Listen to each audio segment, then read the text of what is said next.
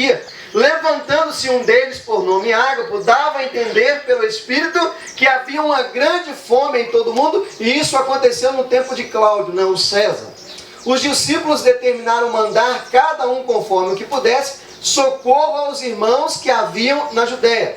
E o que eles com efeito fizeram, enviando aos anciões por mão de Barnabé e Saulo. Capítulo 12, o versículo agora é o 25. Só mudar a página da sua Bíblia aí. Atos 12, agora versículo 25. E Barnabé e Saulo, havendo terminado aquele serviço, voltaram a Jerusalém, levando também consigo a João, que tinha por sobrenome Marcos. O capítulo 13 agora, o versículo 1 e 3, dando continuidade. Está vendo como é que o capítulo não termina assim fácil? O capítulo, ele continua contando a história da igreja. E você faz parte dessa igreja. Diz assim a palavra de Deus no capítulo 13 de Atos. Na igreja que estava em Antioquia, havia alguns profetas e doutores, a saber, Barnabé e Simão chamado Níger, e Lúcio, Cirineu, e Manaém, que fora criado com Herodes, o tetrarca, e Saulo. E servindo eles ao Senhor, e jejuando, disse ao Espírito Santo: apartai-me a Barnabé e Saulo para a obra a qual eu tenho chamado. Então, jejuando e orando, e pondo a mão sobre ele, se despediram, E se despediram naquele momento ali.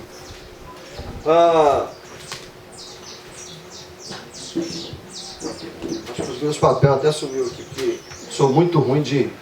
Eu tenho que ter um esboço. Se eu não tiver um esboço, eu não sou muita coisa, não. Mas vamos lá. Muitos hoje estão querendo uma igreja que é uma igreja em casa, uma igreja para si, não querem ter um compromisso com essa igreja. E uma igreja requer crentes sarados e cristãos saudáveis. E uma igreja precisa disso a todo momento e a todo instante. E existiam alguns historiadores do passado, alguns teólogos, que escreveram alguma coisa sobre a igreja. Lutero, ele diz o seguinte: fora da igreja não há salvação ou perdão dos pecados, mas uma morte eterna e uma maldição. Lutero falou isso. Depois vem um camarada chamado Calvino, talvez alguém possa conhecer. Ele diz o seguinte: ninguém pode ter Deus como pai se não ter a igreja por mãe. Ninguém pode ter Deus como pai sem ter a igreja por mãe. Não é verdade? E tem um outro camarada também, chamado Agostinho, Um cara sensacional. Você pode ler alguns livros dele. E ele diz o seguinte: o desertor da igreja não pode estar em Cristo, uma vez que não está entre os membros de Cristo. O desertor da igreja não pode estar em Cristo, uma vez que não está entre os membros de Cristo. Agora deixa eu perguntar para você: quem falou para esses camaradas que a igreja era isso? Será que alguma coisa aconteceu para eles expressarem isso sobre a igreja? Eu falo para você que foi o Espírito Santo que revelou a eles. E normalmente nós temos uma visão de cada igreja, e às vezes eu fico me lamentando: nossa, como que eu queria que a minha igreja fosse igual àquela, como que eu queria que o meu casamento fosse igual àquele casamento, como que eu queria que o ministério de louvor da minha igreja cantasse igual àquele ministério. E a gente fica nessas questões assim, querendo ter essa visão, querendo ser igual ao outro. Mas essa igreja de Antioquia, os irmãos ali, a partir de um momento, eles tiveram umas grandes marcas de uma igreja saudável. Obrigado, meu irmão. Porque era uma igreja que estava constantemente na dependência do Senhor. E essa narração do capítulo 11 aí que eu li, é uma narrativa do capítulo 8, onde o Senhor Jesus, os irmãos começam ali em Atos capítulo 1, dizendo que eles vão ser testemunha do Senhor, tanto em Judéia, Samaria e até os confins da terra. E esses irmãos começaram a pregar ao Senhor. Como nós falamos, uma igreja perfeita, uma igreja madura, uma igreja que busca a perfeição no Senhor, não é a ausência de falhas. O problema é a maturidade espiritual, uma saúde espiritual, Será que a sua igreja ela é madura? Será que a sua igreja ela é saudável? E o que eu estou fazendo para que a minha igreja seja uma igreja saudável? Porque muitas das vezes você vai sair daqui, vai chegar lá e falar, eu quero que a minha igreja seja uma igreja saudável, mas você vai cruzar os braços e não vai fazer nada para que essa igreja seja uma igreja saudável.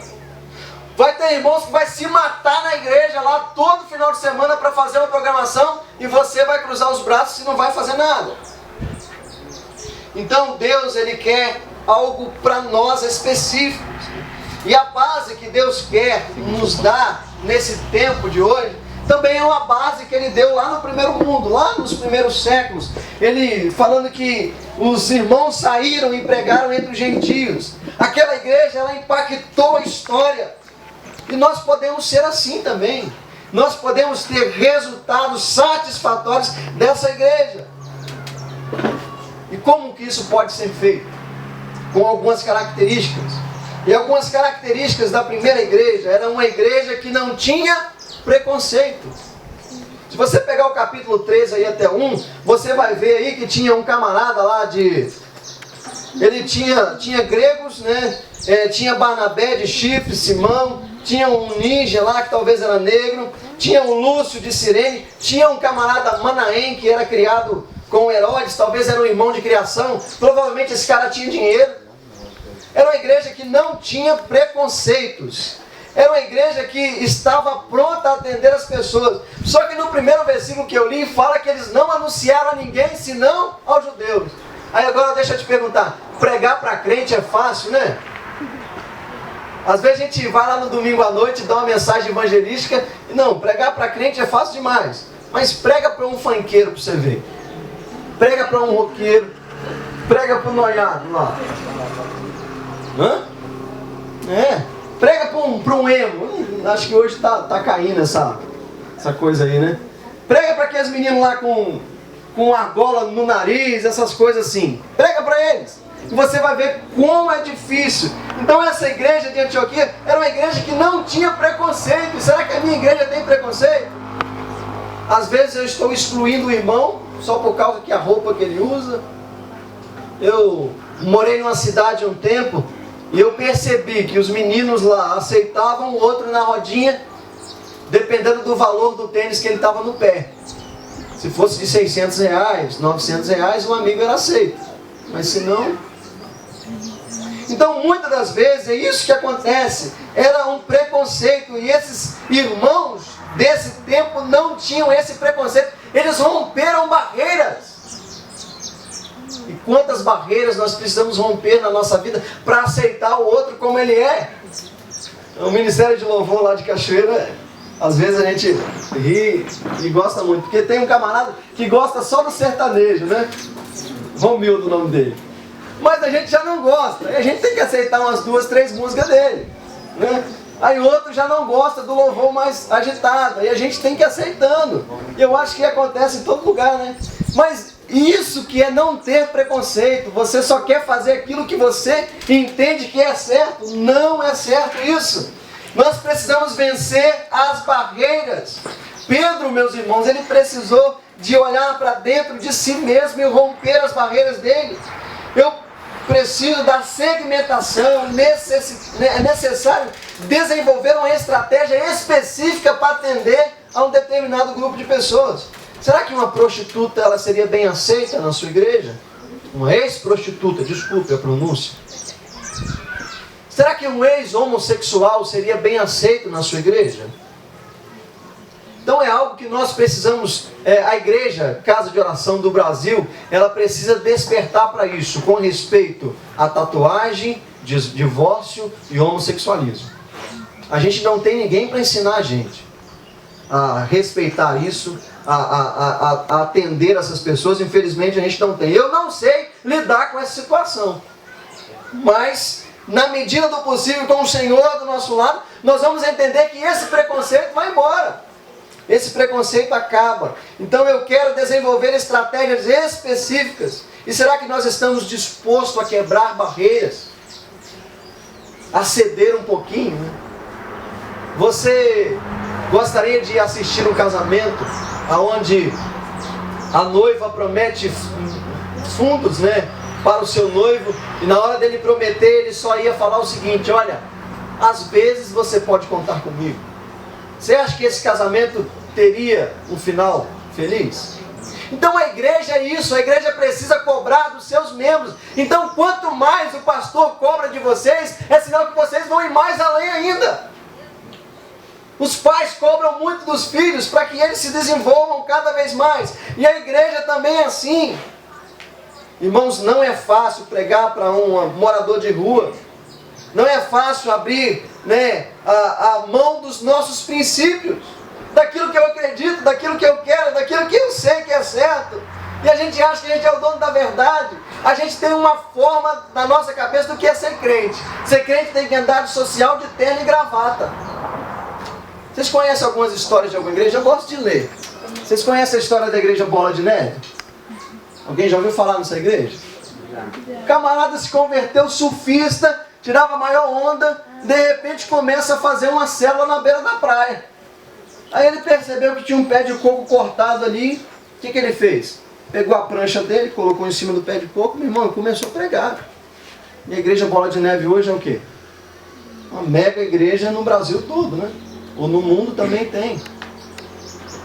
Então eu quero desenvolver algumas estratégias para atingir o outro público. Não estou falando para você trazer o mundo para dentro da igreja, não. Eu não estou falando para você deixar os princípios de Deus, não. Mas eu preciso vencer as minhas barreiras, os meus preconceitos.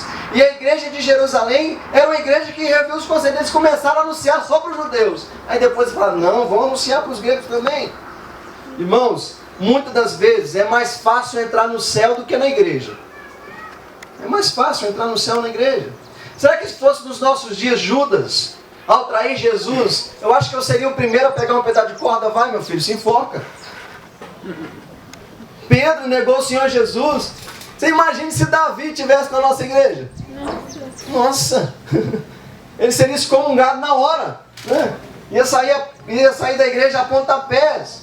Então, irmãos, o que nós precisamos entender é que nós precisamos vencer a barreira do preconceito. E eu, às vezes, tenho que ceder alguma coisa, né? Eu estava comentando com o irmão, tem alguns louvores que eu não gosto, mas eu canto, né? Não tem problema nenhum. Então é isso que a igreja vai crescer.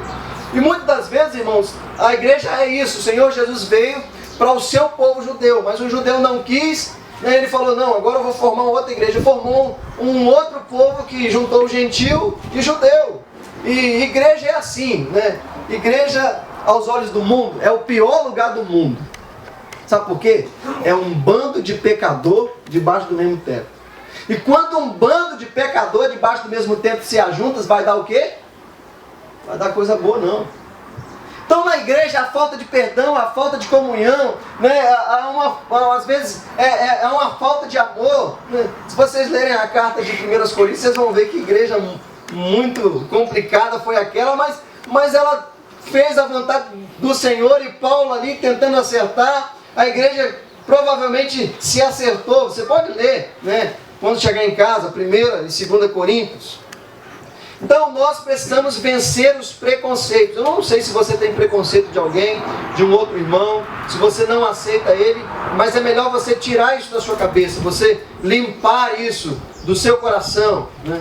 E a segunda marca, ou segunda atitude de uma igreja, que é uma igreja saudável, é uma igreja que evangeliza. Às vezes nós só temos o nome de evangélica, mas nós não somos evangélicos. Nós somos chamados evangélicos, mas nós não evangelizamos. Nós fazemos show, fazemos isso, fazemos aquilo. Talvez 99%, né, de crente na igreja e um descrente. E a gente precisa entender isso, que eu quero evangelizar. E essa igreja evangelizava. O evangelho tem começo, meio e fim. É tão simples você virar para a pessoa e falar, Jesus te ama. Né? Tem a forma da mão, né, dos 5 dedos de pregar o evangelho. Tem o livro sem palavras, né, que é tão simples você pregar o evangelho com um livro sem palavras para as crianças. Irmãos, nós somos uma igreja evangélica, ou seja, uma igreja evangelística. Eu quero atingir os vizinhos, eu quero levar o evangelho até as outras pessoas que não têm. E essa igreja, o mais legal dessa igreja, que essa igreja tinha a evangelização como estilo de vida. Esse dia eu estava lá em casa, né, na minha varanda. Quem conhece Cachoeiro, na casa de oração, mora na casa da igreja. Aí a varanda dá de frente para a rua, assim, rapidamente. Eu não sei o que eu estava fazendo, se eu estava lavando a varanda, que eu arrumo casa também de vez em quando, né? Ou todo dia, né? Aí eu tinha um pedaço de sabão assim em cima do tanque, veio um mendigo e olhou para aquele sabão e falou: dá aquele sabão ali para tomar um banho. Aí eu virei para ele: rapaz, eu vou te dar o sabão, mas eu tenho um negócio que te limpa melhor. Ele olhou assim, regalou o olho. Falei assim: rapaz, eu tenho Jesus, cara. Aí ele olhou assim: é, né, eu estou aqui na igreja, né? Falei: é. Aí, né, abri o portão lá, fiz uma oração com ele e mandei ele embora. Não podia fazer muita coisa para ele, não. Mas dei o sabão para ele.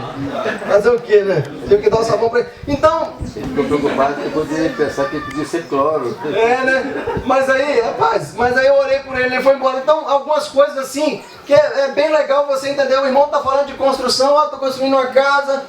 Irmão, você pode construir uma casa muito melhor na nossa pátria.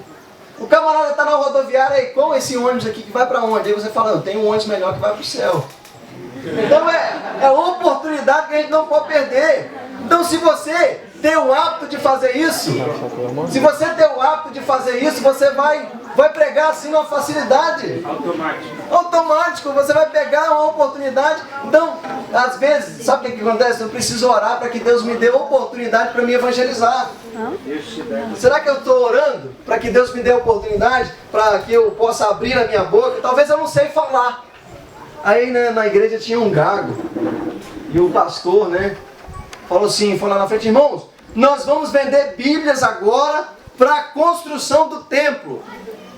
E um irmão vinha, pegava 10, outro irmão pegava 10 Bíblias e veio o gago, né? Eu assim: pastor, também quero vender Bíblia. Aí o pastor falou: rapaz, o que eu vou fazer com esse homem? Eu vou dar só 3 Bíblias para ele. Depois você vem buscar mais. Aí tudo bem.